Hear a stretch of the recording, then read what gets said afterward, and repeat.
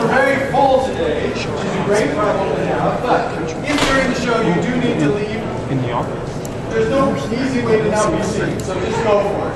Just try to be as quiet and as minimal as possible, but you might just have to see something. And yes, that says emergency exit, alarm will sound when you walk. But just make sure you don't just fling it open. But thank you so much for coming, and I hope you enjoy it. Ladies and gentlemen, thank you so much for attending this afternoon's performance of the Red-Throated League, and the adventure of the missing heiress. Please turn your cell phones to silent. Turn your calendars back to 1949, and turn your imaginations to when it is always 1895.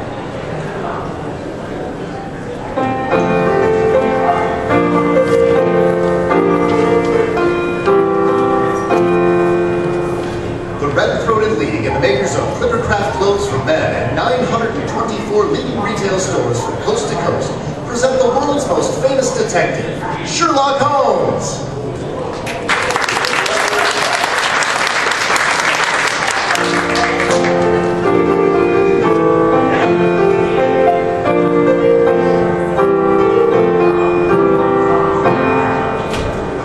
And so once again, we find ourselves in Dr. Watson's cheerful firelit study.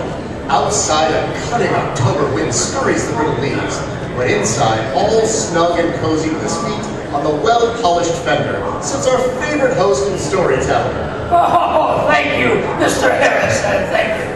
And which of Holmes's fabulous adventures are we to have tonight, sir? Well, tonight is the case of the missing heiress. A Canadian heiress, to be exact, pert and pretty as a picture, with a mind of her own. I'll never forget her father's expression when he discovered the compromising situation. Well, there I go, getting ahead of myself, as usual. Don't look so worried, Mr. Heiress. I hadn't forgotten. This is where we say a few words on behalf of a very generous sponsor. Fair enough, Dr. Watson. And speaking of finery, I'd like to say a bit on that subject, too. Finery, masculine style. Clippercraft clothes are just about as fine as can be made, and so modestly priced. Even a Mr. Holmes would be stunned at how it's done. It's elementary, dear Watson. It's the famous Clippercraft plan, wherein 924 leading stores from coast to coast concentrate their buying power, assuring you of great savings in manufacturing and distribution costs. As a result, you get the benefit of group buying, plus the friendly, personal attention you expect at your own local independent store. Clippercraft's extraordinary value is obvious once you've worn them. For where else indeed can you find expensive-looking suits like Clippercraft's at only $30 and $40? There are a few deluxe models too at $43.75. Top coats and overcoats are only $30 to $40, and sports jackets are only $34. Yes, solving your clothes problem is easy this fall. Just this clue: compare Clippercraft with clothes selling for many dollars more. And Mr. Heiress, to our story, the case of the missing heiress. Put your boots on that fender. Make yourself comfortable.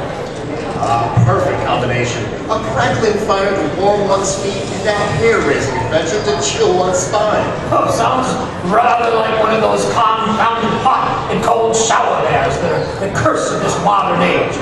In the good old Baker Street days, one made one's morning ablutions in a tin tub. It was filled from a pair of steaming hot water tubs. One got in and out as fast as possible, without freezing to death, eh, Dr. Watson? Only in the winter time, Mr. Heiress. Only in the winter. I remember one bright July afternoon in the year... never mind, it was before you were out of your cradle. But anyway, I was splashing about in my morning tub. I thought you said it was afternoon. Well, when one shares lodgings and adventures with the great Sherlock Holmes, one frequently took one's morning tub in the afternoon, the evening. Where was it? Splashing around in your morning tub in mid-afternoon. Yes, as a matter of accuracy, I was just removing the soap from the back of the ears and getting a not very inspired rendition of the current comic opera hit when Holmes burst in unceremoniously.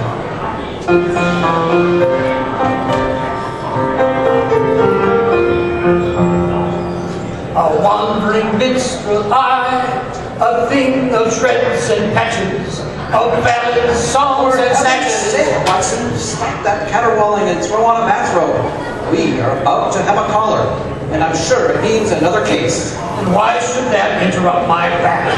You are quite capable of handling the first stages of any case by yourself. Not when it concerns a lady in hysterics and a court train. You're much better than I at managing female agitation. Holmes, what are you raving about? An elegant carriage has just galloped up to our curbstone, and without waiting for the footman to alight from the box and assist her, a middle-aged creature in full court regalia, complete to the feathers in her hair, bursts out into the street and is even now pulling our front doorbell out by the roots. Aha! Mrs. Hudson has let her in. She's coming up the stairs. Now, will you throw on a bathrobe and come out and protect me? Certainly not. Very well, then. I shall be obliged to usher her in here. No! Great Scott, wait! Oh, all right, I'm coming. Good Lord, look at me. Dripping all over the carpet. A fine way to greet a lady. Don't worry. Unless I'm greatly mistaken, she's too upset to notice. Here, tie the cord around your middle, and you're trying to put your slippers on the wrong feet.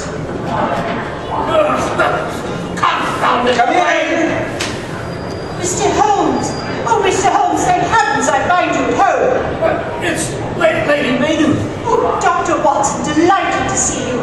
Could you give me a glass of sherry, or a sedative, or something? Oh, this is terrible. I'm ruined. And the poor girl. Oh, Mr. Holmes, you must find her. You must. Of course, Lady Maiden. But first, perhaps you'd better tell us the name of this damsel in distress, and inform us just what difficulty she seems to be in. But that's just it. I haven't the remotest idea. Oh, I don't mean I don't know her name. It's Elizabeth Bascom. Not this Lizzie Bascom. The only child of old Harold Buyer Bascom, the Canadian Copper King. That's right, Dr. Watson. Well, she's quite rebellious season, I rather gather. Yes, Elizabeth has certainly been popular. Not that it's made the slightest impression on her.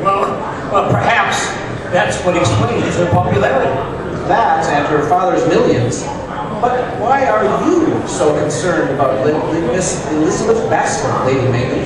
It has been my responsibility to sponsor the young lady through her first London season, to see that she makes the proper social connections. And, well, her father is bound and determined that she shall marry into the nobility. I had no idea that George Bascom, more often referred to as Hellfire, was one of your acquaintances, Lady Maiden. Oh, to be quite frank, I do feel I had best be frank with you, Mr. Holmes. I've never set eyes on Elizabeth's father, but a mutual friend, knowing that he was anxious to have her received in the best circles, and also knowing that my own financial position has not been too secure, well, I was, shall we say, persuaded to take Elizabeth under my wing. I hope you made a profitable arrangement. I did, Mr. Holmes, but I've earned it, every penny. Do you mean to say that the young lady is uncouth, in spite of her great beauty? No, Dr. Watson. The truth forces me to admit that Elizabeth is really quite presentable and even lovable when not crossed. But when she is crossed, she takes after her father? Exactly. She insists on going for solitary walks, completely unchaperoned. She will strike up acquaintances with the most unlikely people. Democratic, eh, Holmes? It might be considered democratic in an ordinary female, but where a young woman of Miss Bascom's wealth is concerned, it's rather dangerous. How true. We've been receiving, well, not exactly threats, but certainly cranky letters ever since it became known that Elizabeth had come to stay with me. But Elizabeth absolutely refuses to pay heed to her own danger. She says she's been handling situations of that sort all her life, and she refuses to become perturbed about it at this late date. And now, it's happened. What has? Well, that is, I finally persuaded her to take an interest in young Lord Weaverbrook, a very suitable match in every way. In fact, her father is arriving on the next boat in order to announce the engagement. Well, surely there's nothing to be upset about. Yes, what is he going to do when he finds his daughter has been abducted? Abducted? By abductors?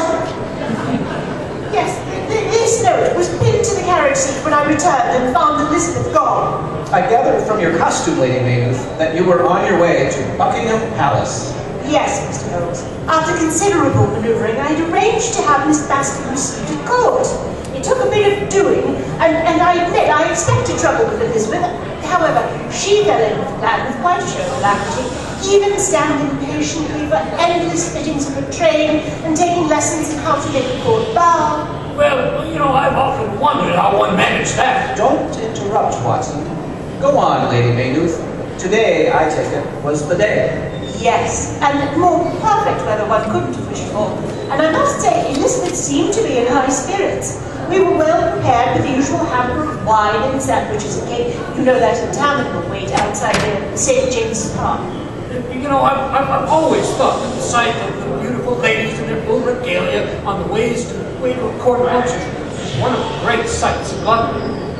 Elizabeth seemed to share your opinion, Dr. Watson. At any rate, she seemed in unusually high spirits as the other carriages crowded around us.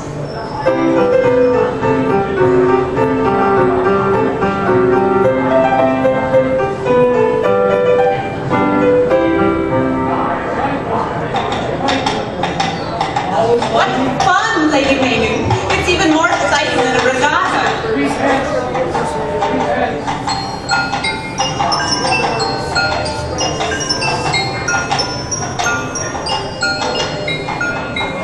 All the street musicians and the crowds passing on the sidewalks as if we were a parade, all waving and cheering and calling to us. There she goes!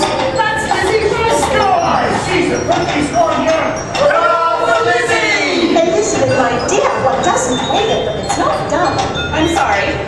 Cover your flowers with a napkin, my dear. The sun is really becoming rather oppressive. If you ask me, it's darn hot. Hooray for the beautiful Lizzie! Now, Elizabeth, you mustn't smile back. It only encourages them. But why shouldn't I smile? I'm so happy. Just control yourself another moment, my dear, and we'll be inside the gates where the crowd come follow us. Oh, then we're nearly there. Oh, heavens no, it takes ages. Even after you're in the courtyard. Oh, yes, here we go. Oh, that's better. Now, let's see what's in our luncheon hamper. I'll admit I'm half starved. Oh, no. Let's wait. I'm still so excited. Oh, Lady Maynooth, look. Who's that handsome man walking among the carriages and sticking his head into some of them? Oh dear, I wish he wouldn't. His mother would be so put out if she knew he went out here, but they will do it, all the boys. They say it's much more fun when it is inside. Oh, Lady Maynooth, he's coming this way. He's going to stop. Oh, so this is the carriage that's been causing all the commotion. And no wonder. Hello there. Hello yourself. Well, that's refreshing. So this is the beautiful Lizzie who set us down by its ears. Oh, Lady Maynooth. I didn't notice you at first. Would you by any chance have some smelling salts? The Dowager Duchess of Kiel seemed rather wonky as I passed the barouche. I wonder if you'd come and take a look at her? Why, of course, certainly. Let's see, where did I put the smelling salts? In your reticule, Lady Maynooth. Oh, yes, of course. I'll be right back. And Elizabeth, Yes, Lady Maynooth? if that gentleman should return, be sure you address him as Your Highness.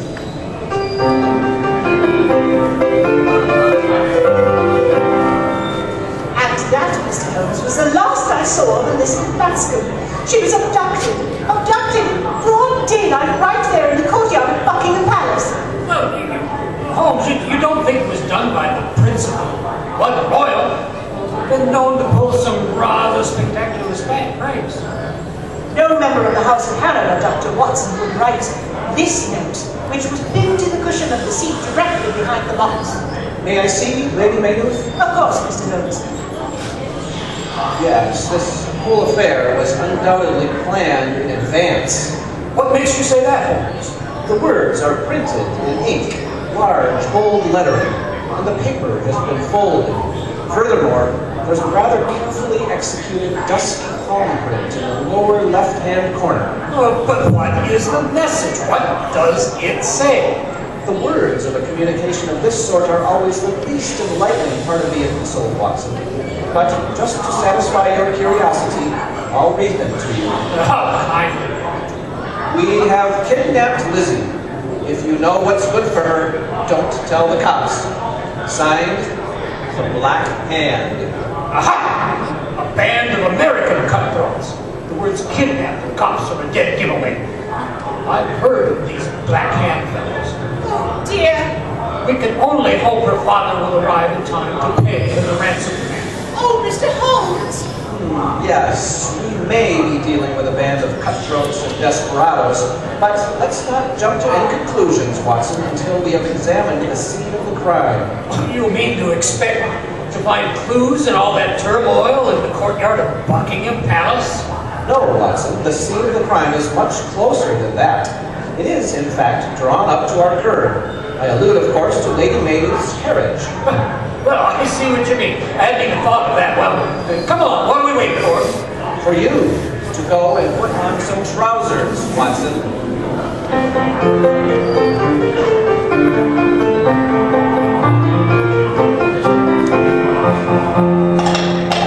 Hello, Jonathan! Easy, Penelope! Handsome horses you have, Lady Maynooth. This is Horace, Mr. Holmes. Horace has been our footman for over 50 years. Man and boy, that's the truth. A record to be proud of, Horace, in these troubled times. Hey? He's a little deaf, Mr. Holmes. It's his age. I said, you've a fine record, Horace. I have that. If you'll open the door, please, Horace. Mr. Holmes is a detective. He'd like to inspect the carriage. I know Mr. Holmes' mum. Everybody knows Mr. Sherlock Holmes. Horace, when did you first become aware that Miss Bascom was not in the carriage? When her ladyship come back and found your note. You didn't see her or hear anything unusual before that? I did not. Henry, he's our coachman, had gone off to help Lord Brunsey, who was having trouble with his horses. And I had my hands full holding our horses. But I handled them. Stump fellow, Horace. I'm Horace. Besides which, I'm a big thief. Not that you've noticed, but it keeps me from hearing things. I'm afraid Horace is but a broken reed in this affair. What's that? I said, thank you, Horace. Well, let's have a look inside the carriage. Give me my magnifying glass, Watson. Yes, interesting. Very interesting. Oh, what have you found, Holmes? Blood stains? On the contrary, there is not the slightest indication of a struggle. Either Miss Bascom left the carriage of her own free will, or she was lured out of it by someone she considered a friend. Very significant. Very. Significant, Holmes? Hardly useful. Yes, here is her parasol, neatly furled. Surely, if she'd been attacked, she'd have attempted to use it as a weapon. And the luncheon hamper, neatly placed in the corner. Open the lid, Watson. Oh, very well. What's up? The silly thing is empty. Not even a crumb left. The blackguards! They not only abducted my ward, they stole my lunch as well! The pound cake had people it cut into! The scoundrels! Well, Holmes, I'm afraid we've really drawn a blank. No clues. No clues at all. Not so fast, Watson. Here is a long thread of heavy silk. Lady Maynooth, has Miss Lizzie by any chance a garment with blue fringe in her wardrobe? Yes, of course, the pettering that goes over a puce walking suit. But what has that to do with the case? She was wearing full court regalia when she was abducted. Well, that's what makes all this so preposterous. You couldn't possibly kidnap a lady in that attire. No van or lorry is permitted in Buckingham Palace courtyard. You are both correct. Hello, here's something in the side pocket of the hamper. Why, that's Elizabeth Bennet, her guidebook. She was always sneaking off by herself with that under her arm. From the number of times it happened, she must have been visited all the sights of London. Not all, Lady Maynooth. I fancy Miss Elizabeth rather specialized in the British Museum. How do you arrive at that conclusion? The rest of the volume is rather stiff, showing very few of the pages have been read. But notice how readily the book opens at the portion describing the British Museum. And here, the paragraphs describing the famous Elgin marbles. That page is decidedly dog-eared. The Elgin marbles? Good heavens, I had no idea Elizabeth was a connoisseur of art. I fancy Miss Elizabeth is a connoisseur of many things of which you had no idea, Lady Maynooth. Oh dear, what do we do now? I suppose we'd better consult Scotland Yard. I rather fancy that a certain Mr. Percy Smithers will prove more helpful in this matter.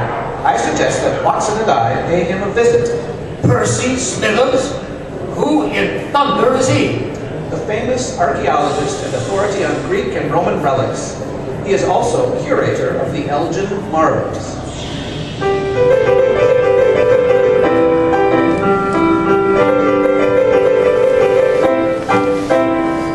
Here we are, Watson. The British Museum.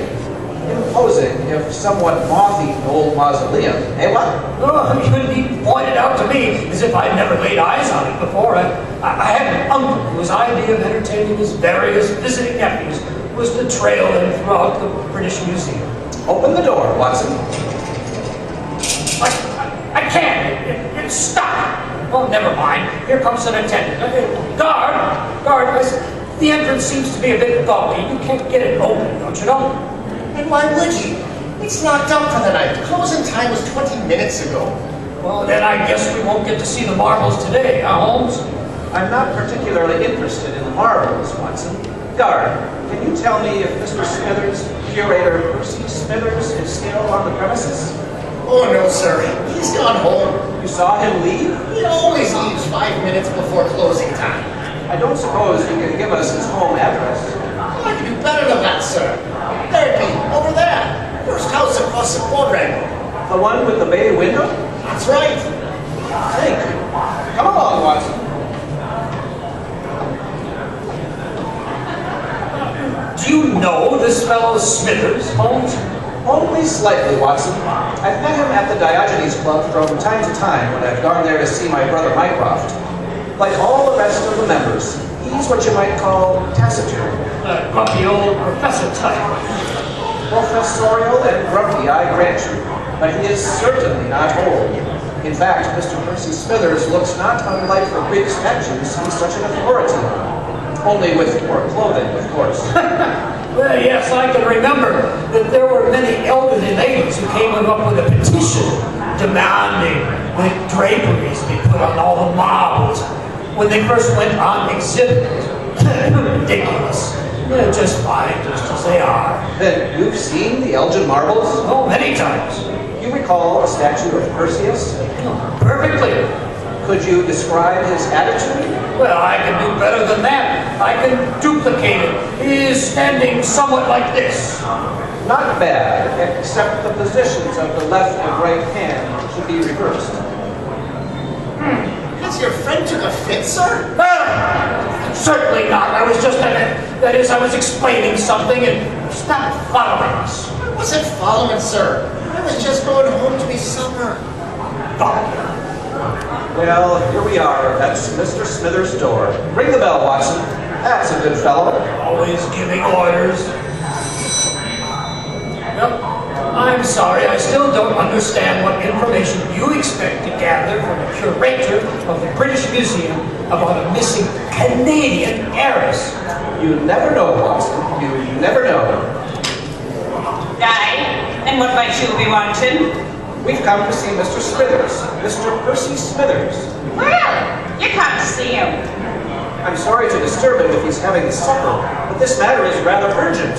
You can't see him because he's not come home. As for his supper, it's been burnt to a crisp waiting for him. And a fine trout it was too that he ordered special. What a pity.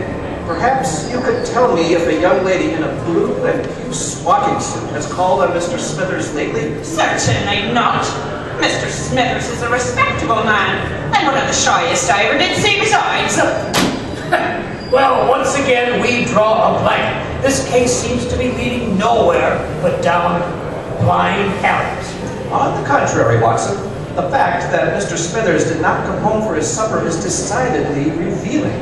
You don't think he's been forcibly kidnapped, too, by the same outfit that abducted Miss Smithers? No, I don't think there are any indications of kidnapping. At least, I doubt that any force was used. Of course, how stupid I've been. Mr. Smithers and Miss Bascom have eloped. Watson, the incurable romanticist. No, Watson, a bachelor, myself excepted of course, might conceivably have changed his mind. But no ardent lover would order trout, a single trout, for supper, on the day on which he expected to run off with his inamorata. But where does all of that get us?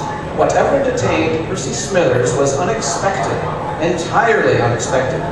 Come, let's go home before our supper has been burnt to a crisp.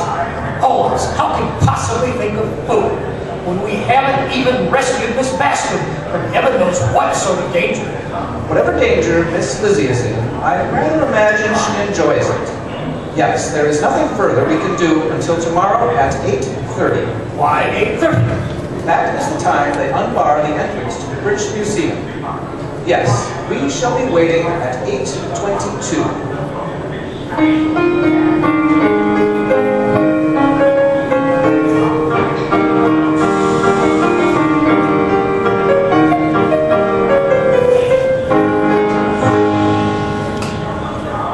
When you know the low prices of Clippercraft clothes, you'll have to be puzzled. How do they do it, you'll say? Well, the solution's no mystery at all once you know the facts. What makes them great values is the Clippercraft plan, concentrating the buying power of 924 leading stores across the nation. Yes, remember that you buy these famous clothes at your favorite local store, where you're treated as a person, not just another number on a sales check. These days, practically everything you buy costs more, but not so with Clippercraft. You can select your fall Clippercraft suit at only $35 and $40, with a few special numbers at $43.75. Clippercraft top coats and overcoats too are only $30 to $40. Sports jackets but $24. Selling expensive clothes at inexpensive prices at the nation's finest independent stores is the great big idea behind the Clippercraft plan. That's why men who know insist on Clippercraft clothes. So be sure to visit the Clippercraft store in your city. 345 West Kellogg Boulevard, St. Paul, Minnesota. That is the store where courteous and friendly service are always yours. The store that is proud to add its fine name to that of Clippercraft clothes in the label of your suit, top coat, sport jacket, and overcoat. Remember, not every pattern is always available in your size, but keep on trying. It will pay you to wait for Clippercraft clothes.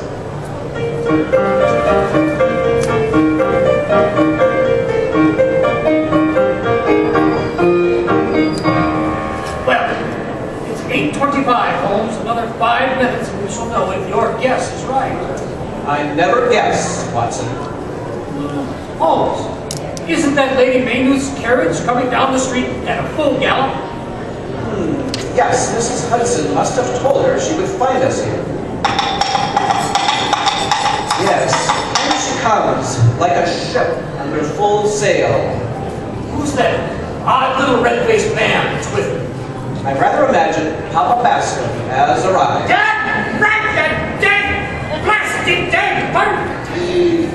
So, you're Sherlock Holmes. Why in blazes have you not found my daughter? I was right, Watson. It is Hellfire Bascom. Good morning, Lady Maynooth. Oh, Mr. Holmes, the most horrible news. The most horrible, horrible news. They haven't found a body. No.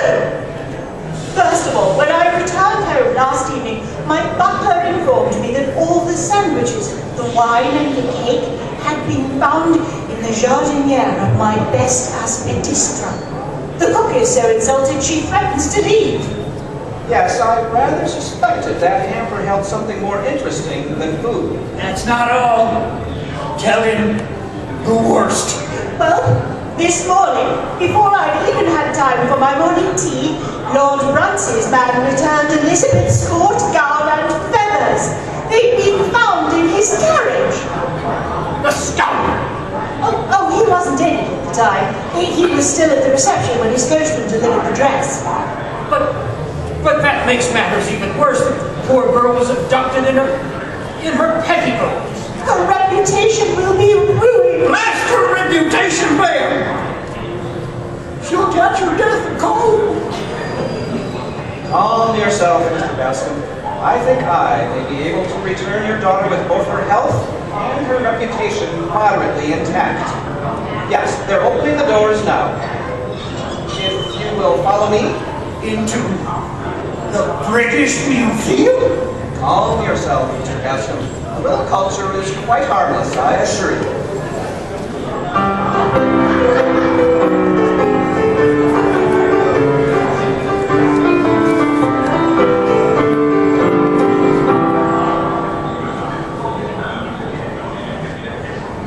Ah, the guard. I believe you are about to unlock the hall to the Elgin Marbles. Mind if we watch? Not if it'll give you any amusement, but I've locked it for years now, and it's never been what you might call fascinating. Today, I think you may be in for a surprise. Seeing's believing. Well, it's about time. Where the devil were you last night? Didn't you hear me shouting? Smithers, Professor, you been locked in with them marble statues all night long? And one that wasn't marble. Lizzie! What in thunder are you doing here? Yes, and wearing the puce and blue walking suit. Papa! Well, what do you know? Papa, I want you to meet Mr. Percy Smithers, the famous scientist, and your future son-in-law. Scientist? I wouldn't let you marry a scientist if he were the last man on earth! But Papa, we've been locked up together all night. Think of my reputation. Why, you scoundrel! You planned all this! You lured my innocent little girl into a trap! Oh, Papa, don't be silly. I was the one that trapped Percy. I planned it all. I picked yesterday because all the crowds would be at Buckingham Palace and the museum would be empty. You packed your walking suit in the food hamper, changed in Lord Munsey's carriage, and headed for the British Museum. The hardest part was fascinating Percy, so you wouldn't notice it was closing time. As a matter of fact, it wasn't as hard as I expected. You see, I suspected Percy, well, liked me, but I couldn't get him to propose. She's too confounded rich. Look here, my boy. You'll marry her now if I have to get out my old shotgun. All right. I'd rather want it to anyway, but only on one condition. What's that, dead plastic? She has to promise to live within my Darling. That was all she wanted to know.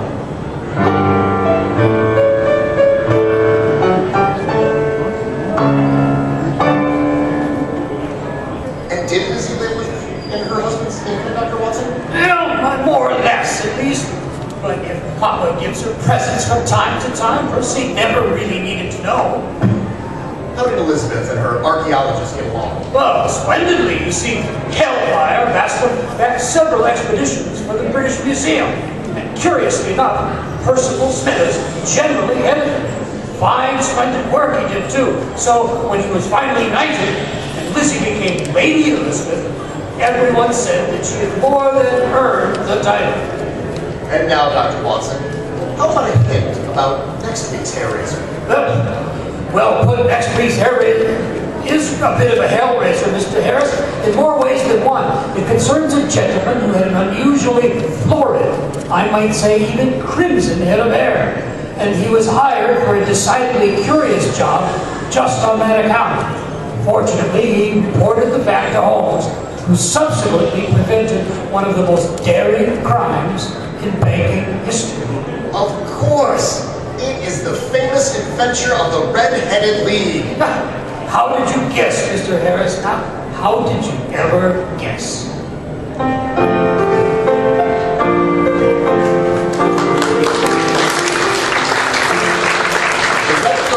Innovators of Clippercraft clothes and 924 leading retail stores from coast to coast have brought you another of the new series of broadcasts featuring the world's most famous detective, Sherlock Holmes.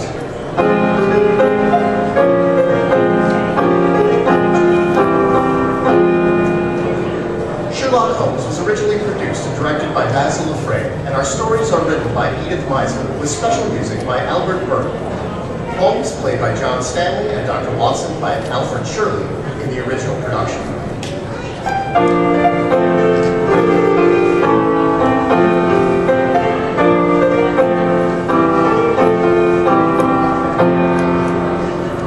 If you don't know your Clippercraft dealer, write Clippercraft, 200 Fifth Avenue, New York City.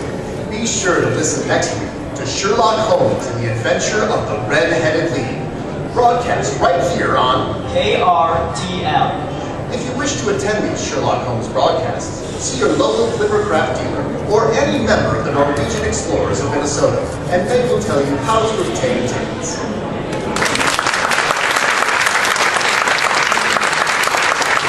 Stop winners for Clippercraft clothes. This is the Mutual Broadcasting System.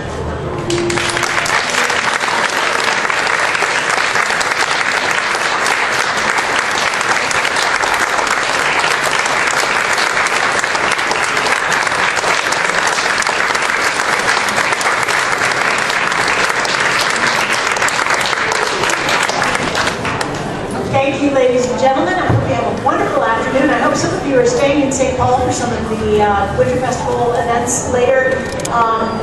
We are striking the set, which, as you see, is right here. So please be careful, watch your step on the way out, and thank you again for joining us this afternoon.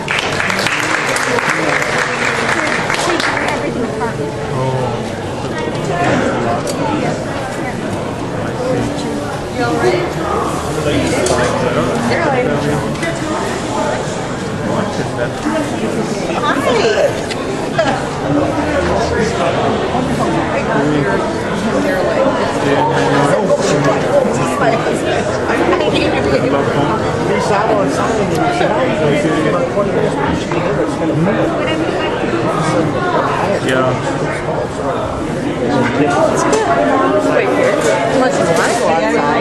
See what's going on. How to,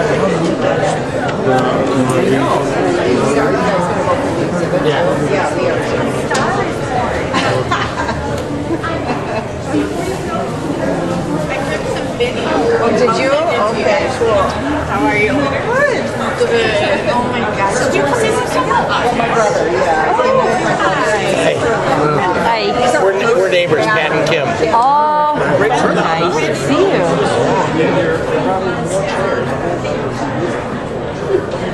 I'll introduce you to my husband. oh yeah, that's Some information. We had a good turnout. We had all of us had our weasel our way in. It was full. Did you have to pull some strings? Yeah, so this gentleman is interested in the Norwegian Explorers. I'm the president of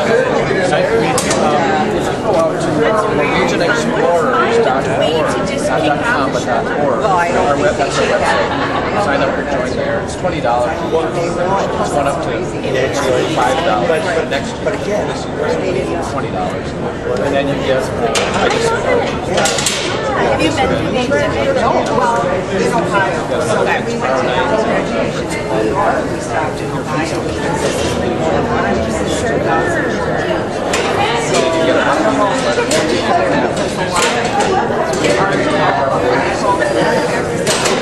They said the library. Oh, okay. Yeah, I'm going to go through it too. I think it's old. and then everything. Okay. So, okay. Yeah. So we're going to go through it. Good. Yeah, we'll be out there. Okay. All right. Thanks for coming. Of course. This was very fun. We have about 150 members. One of the biggest. You'll have lots of company. Right, no. The reason we're named the Norwegian Explorers is because Sherlock Holmes dead after he fell. He disguised himself as a Norwegian named Sigerson and traveled the world. And It's always from a story. they are from Minnesota, and most of them were Scandinavians.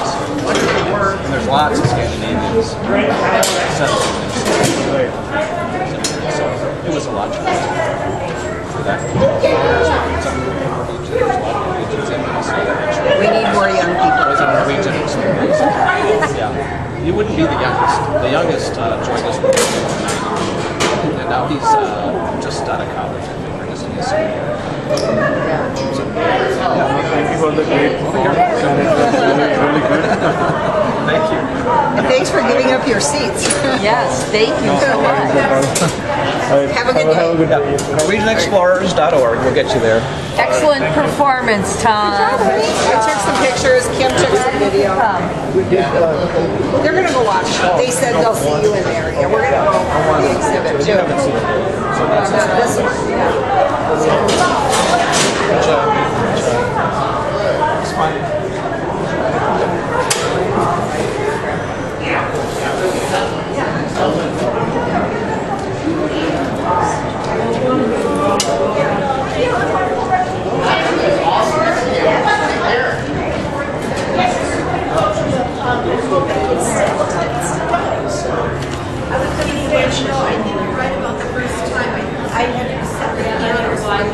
It was extremely confusing. It's all right. Okay, so But hopefully. the second one